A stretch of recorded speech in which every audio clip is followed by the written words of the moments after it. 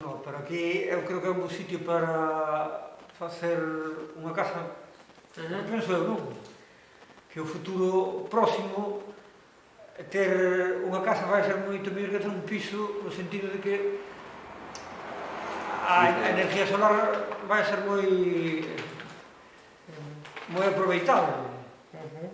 Que podes cargar, todo vai ser eléctrico. Entón, ti nun edificio tens que compartir o tellado con 20 vecinos. Nunha casa o tellado todo é teu. Se tens un pouco de horta ainda podes poner máis placas. Vamos, que podes vender a electricidade en lugar de comprarla. Porque todo vai, leva camiño ser eléctrico, non? O coche xa, aquí non, pero en sitios como Los Ángeles ou en Alemania, xa, vamos, xa rápido supera a combustión, vamos.